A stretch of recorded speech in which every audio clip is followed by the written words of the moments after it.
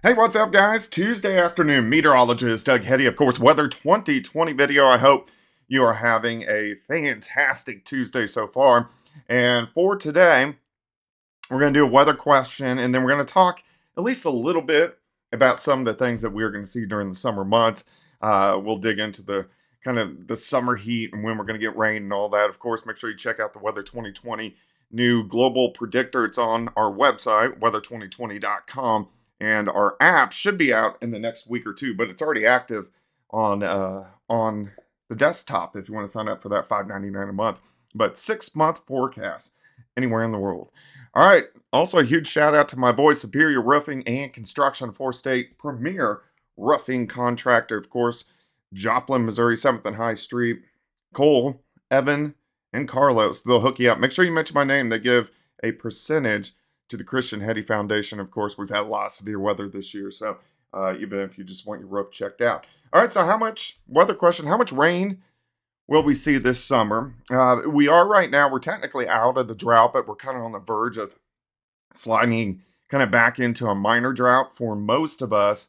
Rain amounts are going to continue to drop off. We are behind right now. We're about 3 inches behind from where we should be for this time of the year. And I think we'll widen that gap. So we may have some minor drought problems later on this summer, but nothing like what we've seen over the past 2 years. Heat. This is going to be a little bit different for us this year compared to last year. If you remember, we had so many days that we were above 100 degrees during the afternoon. This year, with an El Nino influence, and we are weakening and going into a La Nina, but high pressure is going to build to our east or to our south a lot more than what we saw last summer. So what that does in return, it keeps our temperatures most of the days into the 90s, but your humidity is higher. So we may have a lot of days that we have heat indices 110, 115. So it's kind of give or take. Do you want a hotter, dry heat, or do you want a little bit cooler, humid heat? But that's what we're going to see mainly as we go into the summer. Now, there is a part of the pattern where, well, about 2/3 of the pattern, this high is going to sit east or just on top of us, but there is about a quarter of the pattern where we see the high pressure building back again from Las Vegas to Denver, in New Mexico. And that part of the pattern is the one that's more likely going to give us a drier heat where we may pop into lower 100s a few times as we go into the summer. All right, hot spots for today. Look at this severe weather from Duluth, Minnesota, all the way down through Omaha. It's already lighting up across central Kansas, all the way down through the panhandles of Oklahoma and Texas. A little bit of tropical moisture, St. Louis to Memphis. And then we have thunderstorms exploding out across the western high plains. And this tropical moisture is kind of feeding into some scattered showers and thunderstorms over the next 2 days in Kansas, Missouri, Oklahoma, and also into Arkansas. So let's take a look. Let's dive in a little bit. You can see this intense line. This is mainly going to be hail makers and wind makers, isolated tornado threat, but out across central Kansas. And you can see this line all the way up through about Lincoln and then building all the way up into parts of Minnesota. So active day, but there's a boundary out toward the west where these storms are firing.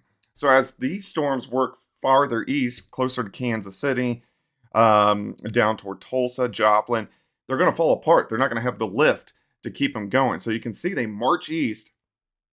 Here's 7:30 p.m. Still severe thunderstorms from Dodge City, just west of Wichita, Salina, all the way up into southeastern parts of Nebraska. But after this point in time, these storms will weaken as they drive east. So once they pass that I-35 corridor by midnight, we'll just go down to scattered showers and thunderstorms. But we are going to get a few storms that sneak into the Kansas City area late tonight into tomorrow morning. We could even get a few that pop up in southeastern parts of Kansas, and then they kind of refire once again, western Kansas, and then sit all day long tomorrow. So here's the noon hour, showers and thunderstorms from Kansas City, a low severe threat. I mean, random severe storm, mainly just summertime storms. Back to Wichita, we may get a few in as close as Yates Center, Chanute, Iola, and then kind of just laying back toward the southwest into the panhandles of Oklahoma and Texas.